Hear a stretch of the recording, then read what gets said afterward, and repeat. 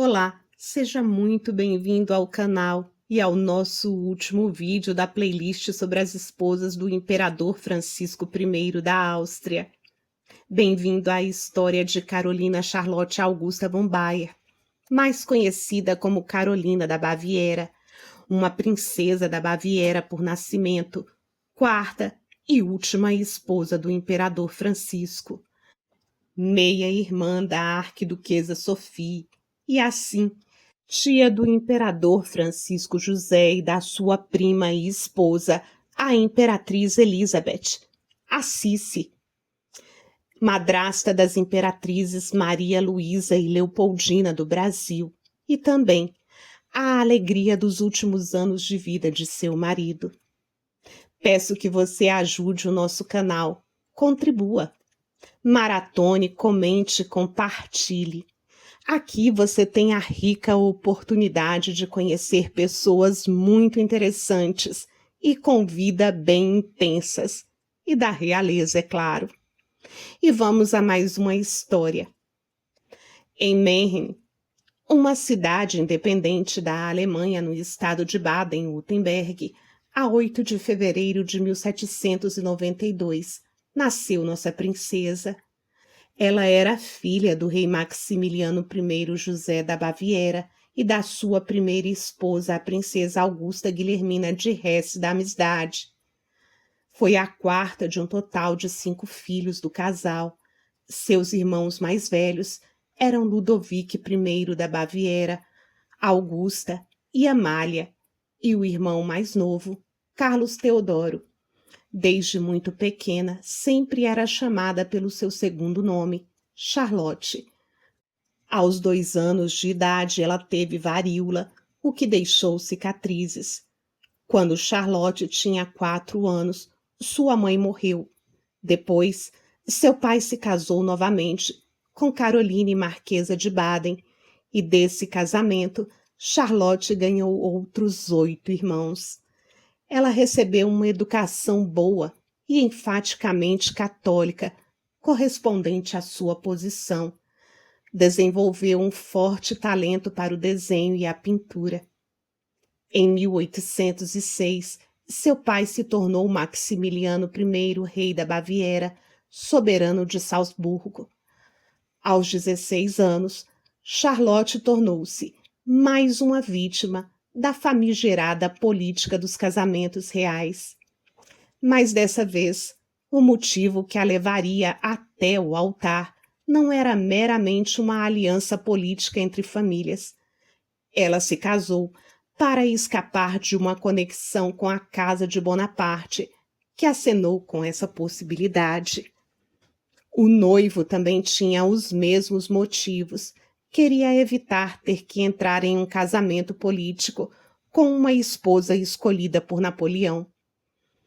Sendo assim, em Munique, no dia 8 de junho de 1808, casou-se com o príncipe herdeiro de Württemberg, Wilhelm, 11 anos mais velho do que ela, o futuro Wilhelm I de Württemberg, de acordo com o rito protestante e católico, na Galeria Verde da residência de Munique.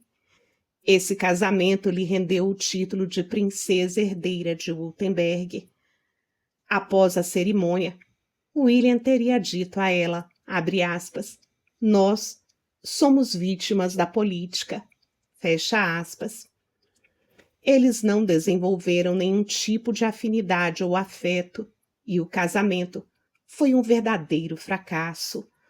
Nos 8 anos em que durou a união, o marido sempre estava ausente e viajava muito. Para passar o tempo, Charlotte escrevia cartas para o seu irmão Ludwig e pintava, o que era uma de suas atividades favoritas. Ela também aproveitou o seu tempo para aprender italiano e inglês. Em 1814, o casal solicitou a dissolução do casamento devido à repulsa mútua e alegaram que o matrimônio nunca havia sido consumado. No tribunal de casamento nomeado pelo rei Frederick, o casamento foi declarado inválido em 23 de agosto de 1814, e o divórcio foi oficializado em 31 de agosto. Depois disso, ela se mudou para a casa de sua tia Maria Amélie, em Neuburg, onde ela foi carinhosamente recebida. O Papa Pio VII dissolveu oficialmente o matrimônio. Agora, ambos podiam se casar novamente de acordo com as regras da Igreja Católica. Para que isso fosse possível, a culpa recaiu apenas no príncipe herdeiro, que teria evitado uma união íntima com a esposa, que ele considerava pouco atraente, tendo um casamento falso desde o início, para ser pessoalmente livre. Por instruções do rei Frederick, seu então sogro, Charlotte recebeu uma pensão anual de 40.000 florins, até que ela se casasse novamente. Seu irmão, o príncipe herdeiro Ludwig da Baviera, começou a tentar organizar um novo casamento para Charlotte, pelas costas de seu pai. Ele iniciou uma negociação sobre isso com o irmão viúvo do imperador Francisco I, o grão-duque Fernando III da Toscana. Porém, o imperador também se interessou por ela. O impasse se resolveu quando Fernando III retirou sua proposta de casamento para que a princesa pudesse aceitar o pedido do imperador, que já era 3 vezes viúvo e pai de 13 filhos, dos quais 8 chegaram à vida adulta. Antes do casamento, todos a conheciam como Charlotte, mas ela passou a utilizar o seu primeiro nome. A partir dali, seria conhecida como Carolina Augusta. Somente dentro de sua família bávara, ela manteve o nome de Charlotte. Era o sinal de um novo começo.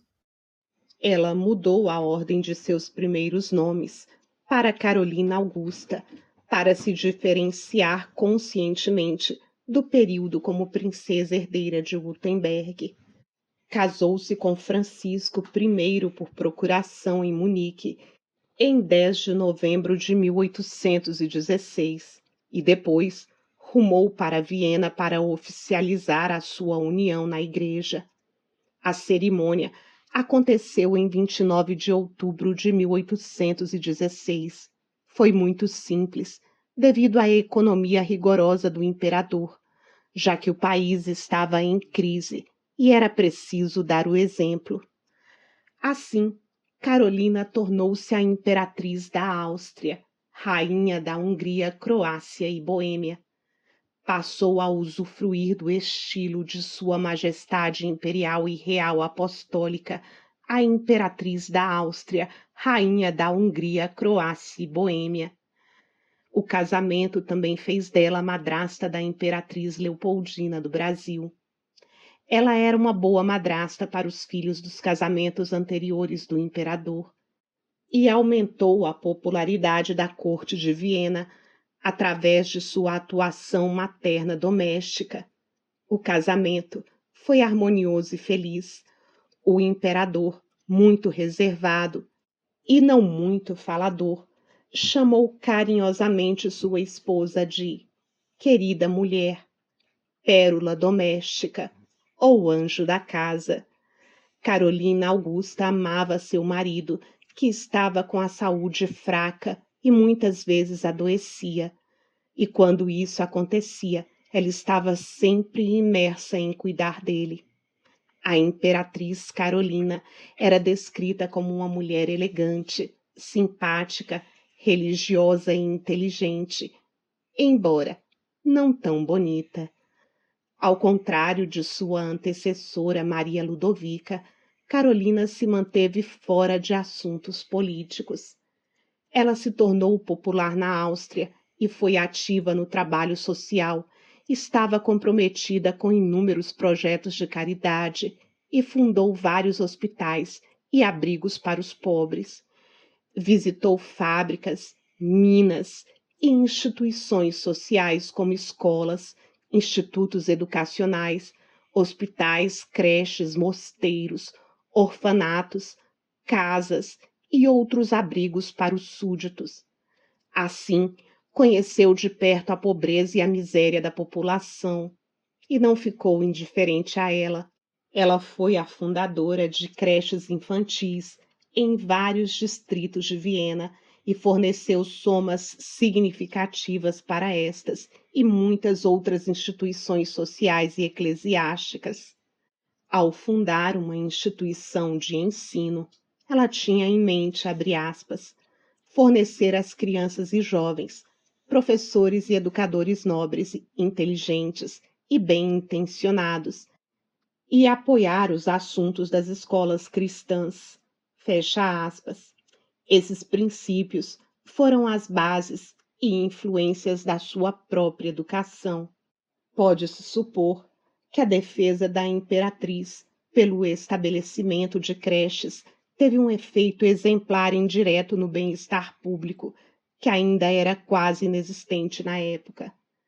Em 1819, ela recebeu a Rosa Dourada do Papa Pio VII, uma rosa da virtude, que era dada a uma personalidade todos os anos, no quarto domingo da Quaresma, como parte da liturgia da Igreja, em reconhecimento às suas virtudes cristãs. O casal não teve filhos. Sem filhos e sem nenhum papel político, ela se dedicou a atividades de caridade cada vez mais. Através de seus esforços, além das várias creches, foram construídos também apartamentos para trabalhadores. Em 1921, a imperatriz escreveu ao irmão mais velho, o príncipe herdeiro Ludwig da Baviera, abre aspas, meu imperador vive para seu povo, eu para ele.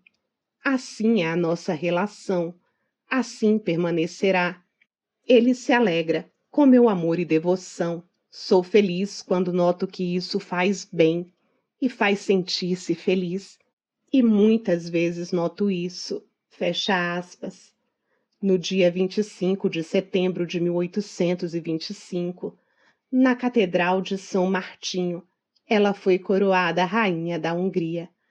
Nessa ocasião, a casa governante doou à cidade de Pressburg a Ponte do Pontão, uma ponte flutuante em um porto de navios que ligava a cidade à margem direita do Danúbio e recebeu o nome de Ponte Carolina. Ela assumiu o protetorado do Museu Estadual de Salzburg em 1833, que adotou o nome de Carolino Augusteum, com sua permissão. Após a morte repentina do seu esposo Francisco, em 2 de março de 1835, acometido por uma febre, Carolina Augusta mudou-se para Salzburgo, uma cidade da Áustria localizada às margens do rio Salzach, no centro-oeste do país, próximo à fronteira com o estado alemão da Baviera. Posteriormente, foi homenageada como uma grande patrona na cidade e no estado de Salzburg. Mesmo tendo saído da corte, a imperatriz viúva mantinha um relacionamento estreito com sua meia-irmã, a arquiduquesa Sofia, seu sobrinho, o arqueduque Francisco José, e com sua sobrinha, Assisi. Ela permaneceu como uma representante da casa imperial como imperatriz viúva e, por sua dedicação às obras sociais, foi apelidada de Mãe dos Pobres. Uma nota de Clara Detrich diz, abre aspas, a nobre mulher, como imperatriz viúva, forneceu ajuda material para crianças pequenas e instituições de custódia infantil e, portanto, para promover a educação. Embora seu extenso benefício fosse bem pensado e quase tinha o caráter de um cuidado oficialmente organizado, muito foi esquecido nos últimos anos. Fecha aspas. Uma preocupação muito especial de Carolina Augusta foi a educação das meninas. Em seu nome, O pintor Joseph von Fubris escreveu As Folhas de Pensamento para o Nosso Tempo, em 1856. Com a idade, tornou-se silenciosa e solitária.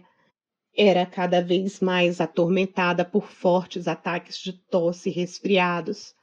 Já muito velhinha, e quando não era mais capaz de andar, seus criados a carregavam em uma maca de mão, uma espécie de trança de fita com duas alças, pela escada íngreme e estreita até a cripta dos Habsburgos, onde todos os anos ela prestava homenagem ao falecido marido, reenrolando com flores e luzes em datas importantes o seu caixão.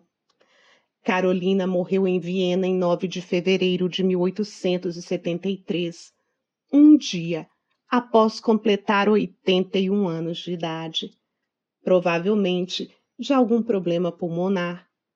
Em seu testamento, Carolina Augusta proibiu o tradicional enterro separado, o enterro separado do coração. Também em testamento, ela generosamente destinou muito de seus bens a instituições eclesiásticas e sociais, seus servos e numerosos membros da família bávara e dos Habsburgos. Ela foi levada para a cripta dos Caputinos em oração. Seu corpo, coberto com veludo preto e tecido dourado, estava decorado com acessórios banhados a ouro, e ela foi sepultada na cripta imperial de Viena. A inscrição acima do local onde repousa o seu corpo diz, abre aspas, aqui repousa Carolina Augusta, filha do rei Maximiliano da Baviera e da rainha Augusta de Hesse-Darmstadt, imperatriz da Áustria, nascida em Mannheim, no dia 8 de fevereiro de 1792, e casada com Francisco I, o imperador da Áustria. Fecha aspas. Seu sarcófago de metal fica ao lado do de seu marido e das outras 3 primeiras esposas dele. Em 2007, o Museu de Salzburgo recebeu o nome da imperatriz como uma forma de homenageá-la. Também em sua homenagem, bairros, distritos, escolas, hospitais, museus e monumentos receberam o seu nome, expressando toda a admiração por sua pessoa e reconhecimento por seu incansável trabalho de caridade. Na Boêmia Ocidental, há também uma fonte, conhecida como a Fonte da Cura, também em sua homenagem, e ela deu também o seu nome a um gênero de plantas, Augusta Por, da família das rubiáceas. Uma mulher de biografia intensa e uma vida de muita dedicação e amor, que deu um sentido especial à sua existência nessa terra. E você? O que pensa, o que acha, o que conclui desse vídeo? Estou esperando para te ler já já nos nossos comentários, onde temos um encontro marcado. Obrigada pela companhia em mais um vídeo e seja sempre muito bem-vindo a esse reino de histórias reais.